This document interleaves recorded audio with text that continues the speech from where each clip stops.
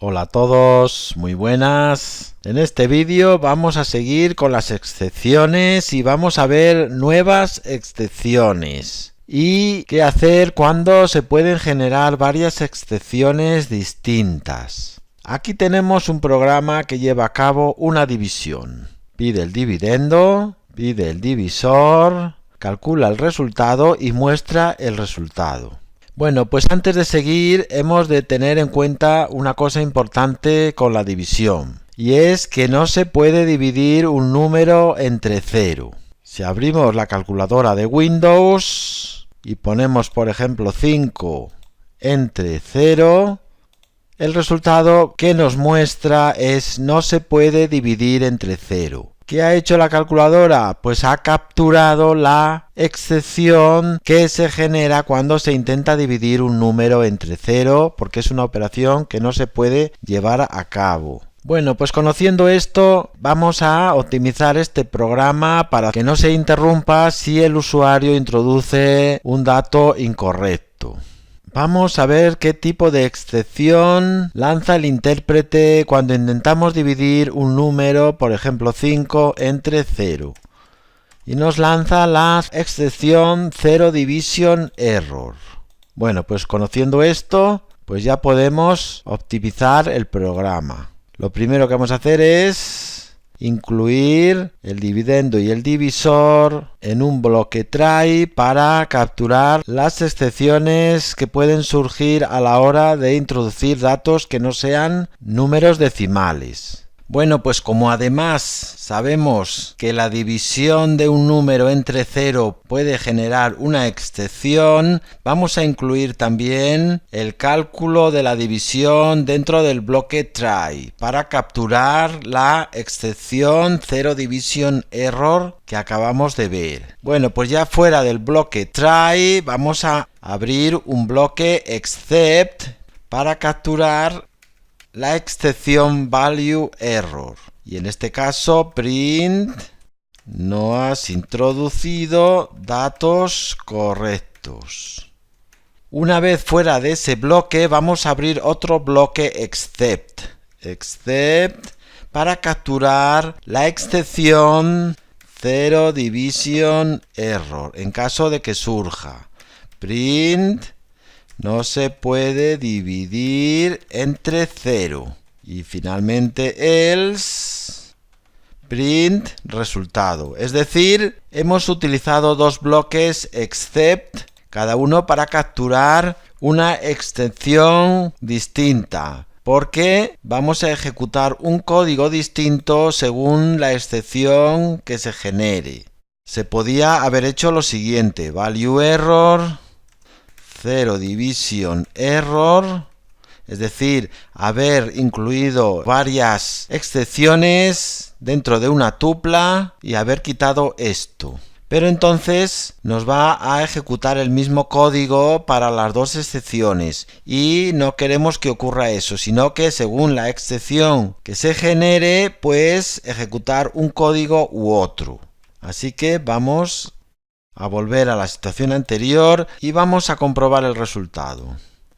Le damos a ejecutar. Introduce el dividendo, por ejemplo 23. Introduce el divisor 0. No se puede dividir entre 0. Hemos capturado la excepción de intentar dividir un número entre 0. Si le damos a ejecutar y ponemos 23 y una A, no has introducido datos correctos. Captura la excepción de haber introducido una letra en vez de un número. También se puede hacer lo siguiente: incluir un except sin poner ningún nombre de excepción. En este caso, capturaría cualquier excepción. Por ejemplo, se ha producido un error. La cuestión es que de esta forma no nos va a informar del error que se ha producido. Esto se podría utilizar para capturar posibles excepciones que no se esperen. En este caso el programa es muy sencillo, pero si tuviésemos un programa más grande para poder capturar alguna excepción que surgiese inesperada, se podría poner el except. Si comentamos todo esto y le damos a ejecutar, introduce el dividendo 23, introduce el divisor 0. Se ha producido un error.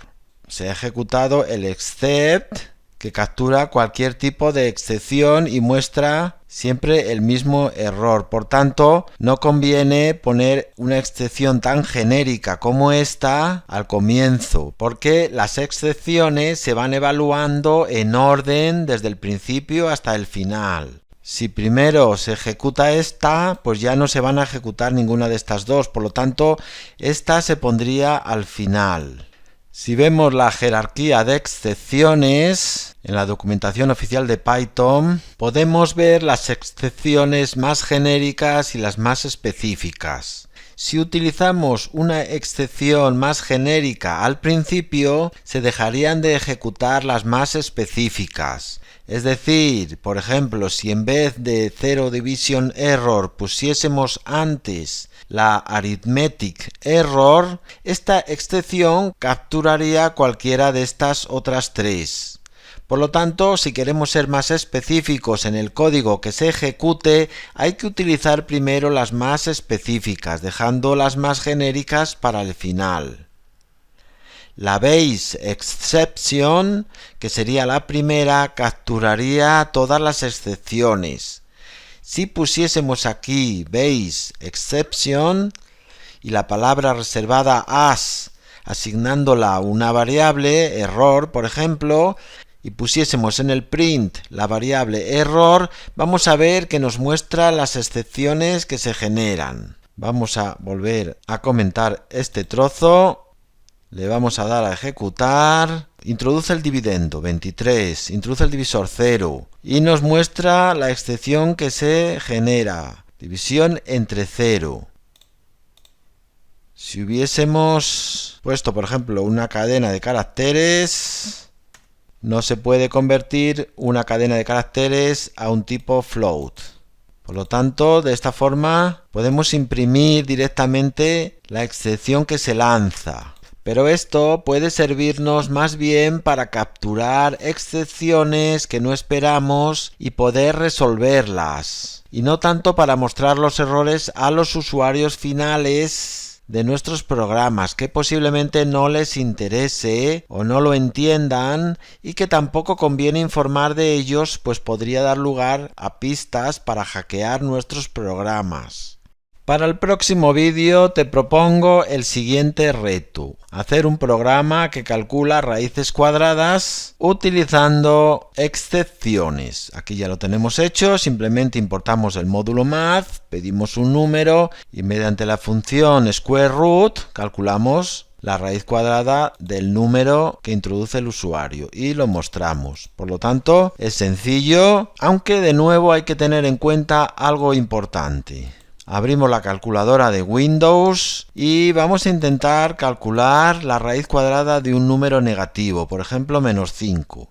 Le damos a raíz cuadrada y nos informa que entrada no válida. No es posible calcular la raíz cuadrada de un número negativo. Cualquier número multiplicado por sí mismo daría un número positivo. Por lo tanto, la raíz cuadrada de un número negativo no existe. Bueno, pues teniendo en cuenta eso, te animo a que lleves a cabo este reto. Lo resolveremos en el próximo vídeo. Un saludo a todos.